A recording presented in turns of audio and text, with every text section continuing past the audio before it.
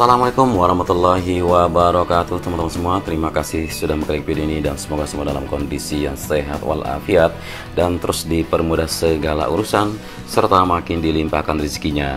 Tidak lupa kita berdoa semoga Allah melindungi kita dimanapun kita semua berada. Amin ya robbal alamin.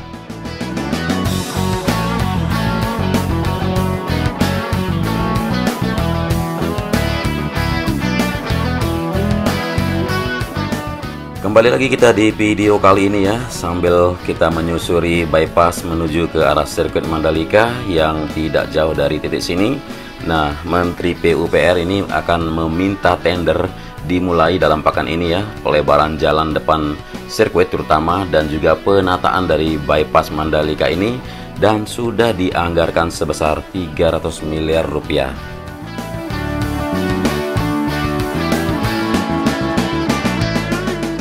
Nah, seperti yang teman-teman tahu ya, kalau ada pelebaran jalan depan sirkuit Mandalika atau ruas jalan dari Kuta menuju Keruak sepanjang 5,6 km dan penataan jalan bypass Bil menuju Mandalika sepanjang 17,3 km ini mendapatkan kepastian tambahan dana APBN sebesar 300 miliar rupiah, dan Menteri PUPR Basuki Hadi Mulyono juga meminta tender atau lelang proyek tersebut sudah dimulai pekan ini, sehingga pada pertengahan Januari 2022 nanti konstruksi sudah mulai bisa dilaksanakan.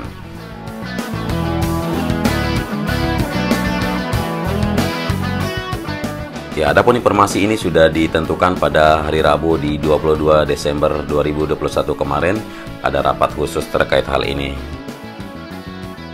Nah, Kepala Dinas PUPR NTB ya, Insinyur Haji Ridwan ya, sudah mengatakan kalau Menteri PUPR akan melakukan kunjungan lapangan sebagai tindak lanjut direktif dari Presiden pada saat rapat terbatas waktu itu di 26 November 2021.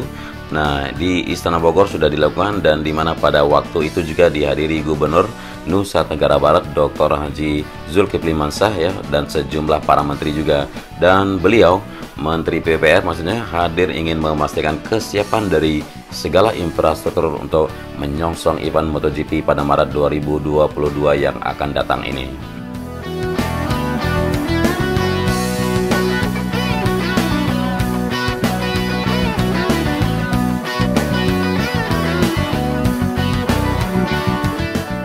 Ada dua hal yang menjadi atensi Menteri PUPR, yaitu pertama pelebaran jalan di depan sirkuit Mandalika atau jalan provinsi ruas Kuta menuju Keruak sepanjang 5,6 km dan sekaligus penataan landscape-nya, dan yang kedua penghijauan atau penataan tanaman sepanjang jalan bypass Bil menuju Mandalika di 17,3 km.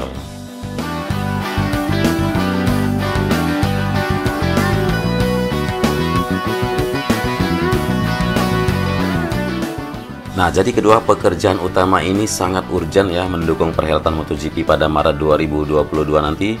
Biayanya, alhamdulillah, pemerintah pusat setuju dengan usulan Bapak Gubernur untuk penanganan pekerjaan tersebut melalui penambahan DIPA APBN di 2022, antara lain di Kementerian PUPR sekitar 300 miliar rupiah.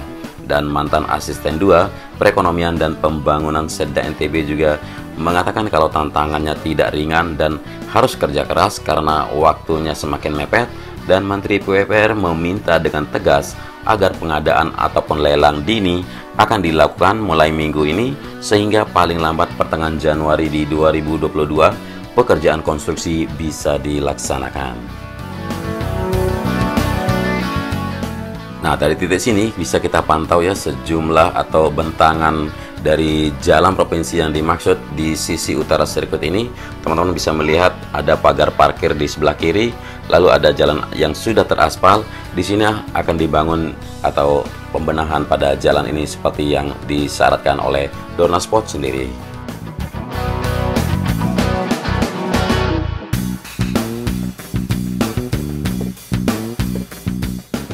Nah, adapun usai kunjungan Menteri PUPR kemarin ya, langsung dilaksanakan rapat teknis di kantor ITDC. Nah, minimal itu fokus pada segmen jalan depan sirkuit yang sepanjang 1,2 km yang akan dilebarkan jalannya dari 6 meter akan menjadi 2 jalur dan 4 lajur seperti bypass yang sekarang kita lihat.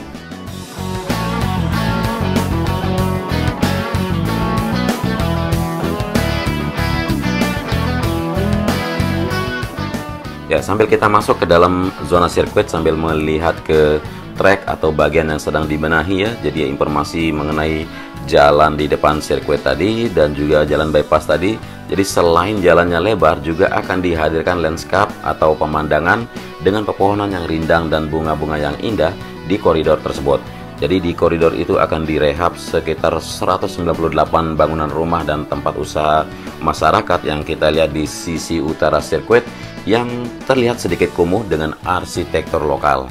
Nah, ada juga dukungan dari Kementerian Perhubungan yang akan menghadirkan fasilitas keselamatan jalan berupa lampu jalan, rambu-rambu, kemudian ada RPPJ, lalu marka dan juga guardrail, dan pemerintah pusat bersama ITDC, bersama Pemprov NTB, Polda, Korem, dan Pemda Lombok Tengah diharapkan sungguh-sungguh bersinergi dan belajar dari pengalaman event WSBK November lalu. Dan inilah harapan dari Presiden di kawasan Mandalika, terutama sekitar sirkuit tidak boleh macet, jangan ada genangan, dan tidak boleh kelihatan kumuh. Ya, termasuk di zona tengah yang seperti kita lihat saat ini ya, sudah dilakukan namanya relokasi secara sukarela dan mandiri. Ya, sudah terlihat di sini sejumlah rumah hampir tersisa masih sekitar 10 kakak yang sedang memulai untuk relokasi mandiri.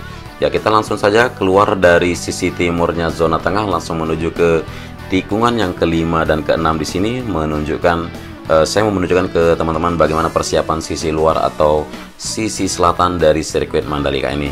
Nah, di sini untuk jalur dari area parkir menuju sisi pantai, yang mana area parkir lot akan membentang di depan sana sekitar 1 hektar lebih dan bisa menampung sampai ratusan minibus atau sejumlah puluhan bus yang mengangkut penonton yang nantinya akan duduk di 11 tribun tambahan yang berada dari bentangan tikungan yang kelima sampai menuju ke tikungan yang ke-13.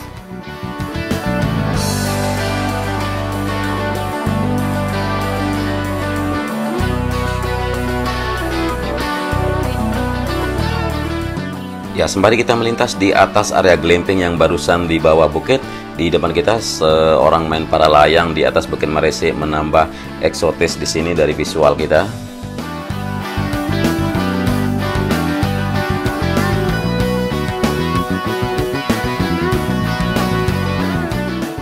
Ya, indahnya Teluk Tanjung An di sini, kemudian pemandangan dari Bukit Marese juga yang terus dipersiapkan pengerjaan dari infrastrukturnya agar bisa diakses langsung dari sisi sirkuit atau sisi timur bukit sirkuit ini. Nah, jadi buat teman-teman yang akan berkunjung ke Mandalika tidak hanya menonton MotoGP tapi bisa bersantai di pantai atau mencoba beberapa water sport yang ada seperti surfing, diving, snorkeling dan sebagainya. Selain itu juga ada paragliding atau para layang yang bisa dilakukan di sejumlah titik bukit yang dirasa sangat-sangat eksotis untuk menyajikan pemandangan kepada para layang di sini. Oke, kita kembali ke dalam zona sirkuit melalui sisi jalur yang sudah di beton di sini sebagai akses utama dari tikungan yang ke-7 menuju ke Pantai Serenting yang ada di sisi barat, sisi selatan maksudnya. Dan sambil kita menyusuri ke arah tikungan yang ke-10 sambil melihat progres atau pembenahan yang dilakukan ataupun evaluasi yang terus disiapkan dalam rangka menyiapkan gelaran MotoGP di Maret 2022 nanti di Pertamina Mandalika International State Circuit.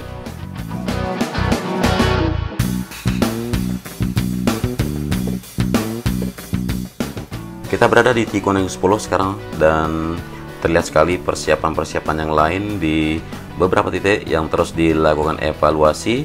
Dan ya, seperti di tikungan pertama nanti kita bisa melihat dari beberapa video sebelumnya juga ada evaluasi pada trek utama maupun di bagian service road sebelah kanan.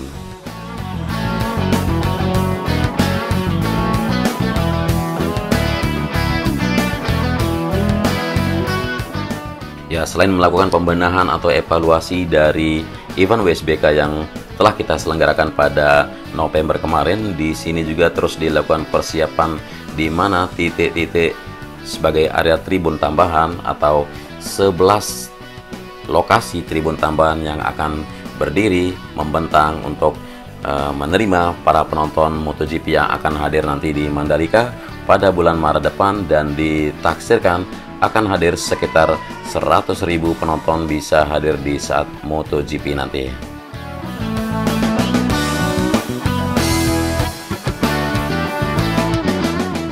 Nah, jadi kita prediksi saja penonton MotoGP Mandalika nanti akan mencapai 100.000 orang, dan ya Polda Nusa Tenggara Barat juga memprediksi seperti itu.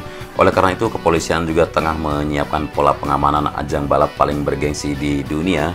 Ya, memang penonton belum ditentukan berapa yang boleh datang, dan ya kita prediksikan saja antara 100.000 karena kemarin di saat USBK sudah bisa kita lihat pembatasan hanya 25.000 penonton. Nah, jadi dengan prediksi jumlah penonton 4 kali lipat dari ajang WSBK pada November lalu ya, ini kita pastikan ada perubahan pola pengamanan yang lebih intensif. Kemudian persiapan di titik-titik yang lain seperti yang terlihat di sisi kiri dari pit lane atau masuk ke jalur pit lane. Kemudian untuk area pedok sendiri sudah terlihat pemasangan dari lampu-lampu, bukan lampu tapi pintu-pintu masing-masing garasi. Kemudian pemantapan di sisi belakang pedok sendiri seperti di awal durasi tadi kita melihat sudah dilakukan evaluasi dan pembenahan supaya nanti di saat logistik MotoGP tiba di sirkuit Mandalika tidak dimasukkan ke dalam garasi melalui depan pedok, namun bisa melakukan delivery lewat belakang supaya tidak mengganggu dan lebih mempermudah atau lebih praktis untuk mempersiapkan acara balapannya juga.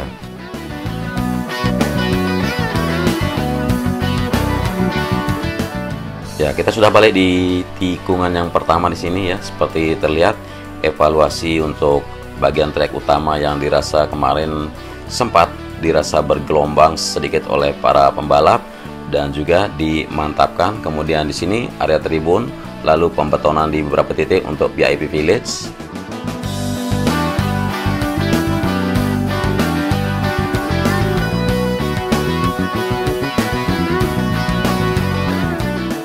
Dan persiapan untuk sejumlah pintu-pintu tambahan bagi para penonton juga terus disiapkan.